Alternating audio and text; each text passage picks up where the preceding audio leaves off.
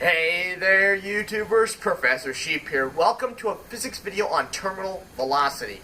Now, before I get into the meat of things in calculating terminal velocity, I first have to tell you that in my gravity video, I stated acceleration due to the force of gravity is independent of the object's mass.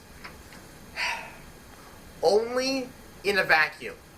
In a medium such as air or water, heavier objects of the same volume of lighter objects will hit the ground first. So say I have a lead ball of the same volume as a aluminum ball. The lead ball in the Earth's atmosphere in water will hit first. And I'll explain more of that when I go into talking about the equation. Now, to talk about velocity, we have to first talk about Newton's second law of motion. F equals ma. Force equals mass times acceleration. So what I'm talking about here is the force of gravity. So force of gravity is pulling you down towards the center of the Earth. It is a lowercase g. Capital G is something different. You don't want that. Keep it as a lowercase g. Now, this will keep you accelerating at 9.8 meters per second.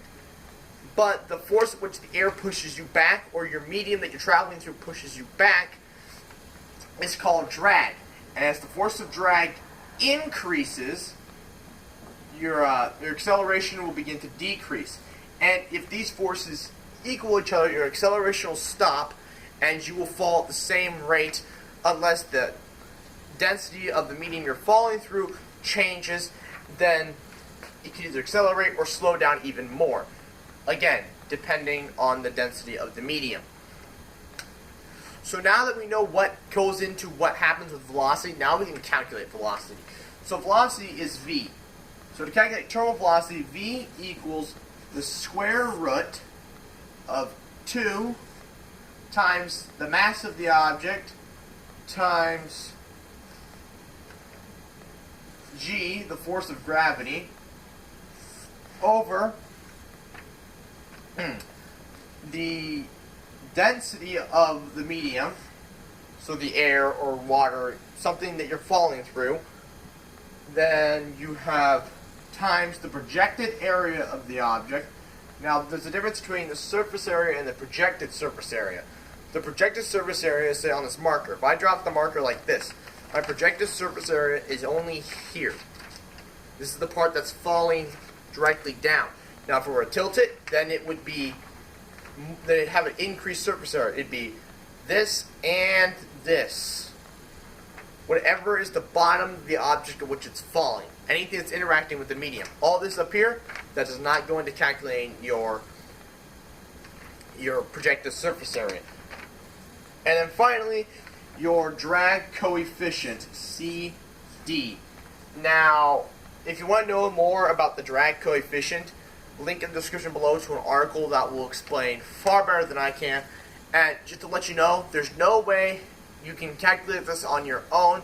You need NASA's lab equipment, which unless you break into NASA or make some of your own, good luck with that.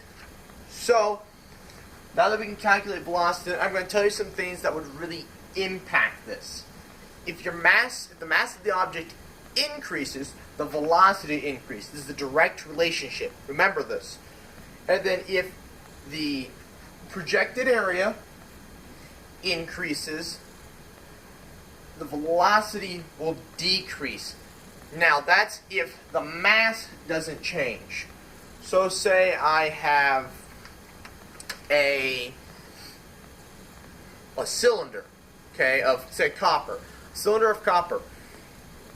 And I have a disc of copper, provided that disc won't turn on its edge, and they both have the same mass.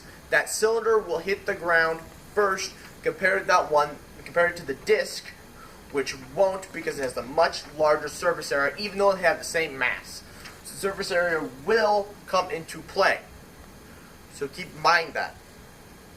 So I didn't get into very good depth with terminal velocity. There are much more things that go into it. If you want to know anything more about terminal velocity, link in the description below to an article that will explain basically everything. So in the meantime, I'd like to thank you all for watching. Please like, comment, share, and subscribe.